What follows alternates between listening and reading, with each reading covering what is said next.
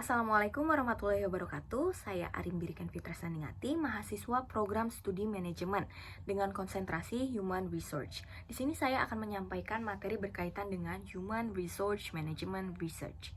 Yang pertama yang akan kita bahas yaitu kegunaannya. Apa sih kegunaan dari Human Research itu sendiri? Yaitu adalah memperoleh informasi objektif dan konstan dalam rangka pengawasan dan pengendalian. Yang dimaksudkan di sini adalah pengawasan dan pengendalian terhadap human research di suatu perusahaan itu. Memperoleh informasi objektif dan konstan itu adalah gunanya untuk pengawasan dan pengendalian human research yang ada di suatu organisasi seperti itu.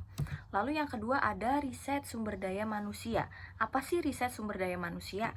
Nah, riset sumber daya manusia itu sendiri adalah kegiatan menghimpun dan menginvestigasi berbagai fakta yang terkait dengan berbagai masalah sumber daya manusia guna menghilangkan atau mengurangi masalah yang terjadi. Nah, seperti yang kita tahu nih, fungsinya HRD di suatu perusahaan adalah agar karyawan dan perusahaan ini sama-sama diuntungkan. Nah, riset sumber daya manusia ini itu juga bertujuan untuk seperti itu, kegiatan yang menghimpun dan menginvestigasi berbagai fakta yang ada di lapangan yang berkaitan dengan masalah dari sumber daya manusia itu sendiri, atau karyawan biasanya kita sebut. Nah, hal itu bertujuannya untuk apa? Yaitu untuk menghilangkan dan mengurangi masalah yang terjadi. Nah, riset sumber daya manusia itu sendiri juga dapat diartikan nih sebagai semua kegiatan yang melibatkan proses perencanaan, pengumpulan, penganalisaan, dan pelaporan informasi beberapa poin yang utama, yaitu yang pertama, ada terdiri atas beberapa tahap merupakan suatu proses. Yang kedua yaitu hasil akhir berupa informasi. Lalu yang ketiga itu ditujukan nih untuk membantu pengambilan keputusan manajemen SDM itu sendiri gitu. Lalu selanjutnya yaitu tujuan dari riset SDM itu sendiri. Yang pertama yaitu relevan, mempunyai arti bahwa informasi yang disediakan berhubungan dengan masalah penelitian SDM. Jadi di riset SDM ini kita tidak akan membahas bagian keuangan, bagian pemasaran, ataupun bagian gudang, purchasing, dan sebagainya. Lalu yang kedua itu akurat, menunjukkan tingkat atau derajat ketetapan informasi yang diberikan. Informasi yang diberikan itu bersifat akurat karena sudah ada risetnya terlebih dahulu. Yang ketiga yaitu reliable, atau informasi tersebut dapat diandalkan dan dipercaya kebenarannya. Makanya tadi di poin kegunaan itu ada untuk membantu pengambilan keputusan pada manajemen SDM. Nah, itulah tujuan dari riset sumber daya manusia itu sendiri. Lalu yang keempat ada valid, atau yakni informasi tersebut memiliki konsistensi. Jadi informasi tersebut tidak mudah berubah-ubah. Gitu. Lalu selanjutnya yaitu teknik riset SDM itu sendiri. Jadi kita udah mempelajari nih kegunaan dan juga tujuan riset SDM itu. Maka sekarang kita coba bagaimana sih cara riset SDM itu sendiri. Yang pertama yaitu ada studi kasusnya.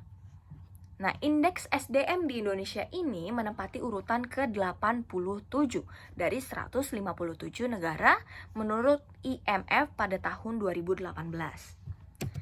Lalu selanjutnya survei. Nah, ini itu untuk mengetahui nih apakah umpan balik bagi pegawai di suatu perusahaan ini berhasil, maka dilakukanlah survei gitu. Lalu selanjutnya ada metode in group. Eksperimen dilakukan untuk mengetahui nih apa aja variabel yang harus diubah ataupun dipertahankan dari manajemen SDM itu sendiri. Lalu poin selanjutnya yaitu proses riset SDM. Yang pertama yaitu mengenali permasalahannya dulu nih. Kira-kira apa sih permasalahan SDM yang ada di suatu perusahaan tersebut? Kita research dan juga kita analisis nih gimana sih masalah-masalah yang timbul ataupun apa aja sih masalah-masalah yang timbul di sana gitu. Lalu yang kedua ada merumuskan permasalahan. Jadi setelah kita kumpulkan nih, kita kenali masalahnya, lalu kita merumuskan nih kira-kira rintangan utama yang harus diatasi adalah apa, terus permasalahannya itu apa, gejalanya gimana, dan apa yang harus kita bentuk. Lalu yang ketiga yaitu memiliki metode investigasi.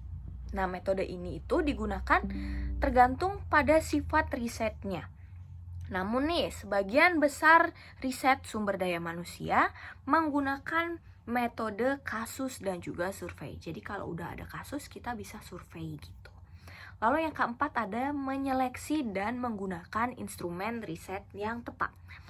Yaitu penyeleksian instrumen riset bergantung dari tujuan riset itu sendiri. Berbagai instrumen kuantitatif untuk digunakan oleh periset sumber daya manusia itu sendiri. Jadi setelah dianalisis, dikenali, dipilih metode investigasinya, maka kita akan menyeleksi nih kira-kira apa sih keputusan-keputusan yang tepat pada manajemen tersebut, seperti itu. Lalu selanjutnya ada menginterpretasi hasil. Jadi kita interpretasi hasilnya dulu nih setelah kita memilih atau menyeleksi tadi. Lalu yang keenam ada mengambil tindakan. Nah, manfaat riset ini adalah disadari apabila tindakan diambil untuk memecahkan masalah yang ada. Gitu. Lalu yang terakhir ada mengevaluasi tindakan. Jadi setelah dilakukan tindakan maka harus ada evaluasi. Kira-kira pengambilan keputusan yang sudah dilakukan tepat atau tidaknya gitu. Lalu selanjutnya yaitu quotes-nya untuk para SDM di luar sana itu adalah apabila kamu hanya melakukan apa yang kamu bisa, kamu tidak akan tahu kekuatan terbaik yang kamu miliki. Nah, maka dari itu kita harus benar-benar riset dulu apa yang harus kita lakukan dan kita kenali apa kekuatan yang ada di dalam diri kita. Itulah fungsi SDM sesungguhnya, yaitu mengenali dan juga menyadari kekuatan yang ada. Terima kasih atas perhatiannya. Kita ketemu lagi kapan-kapan. See you next time. Bye.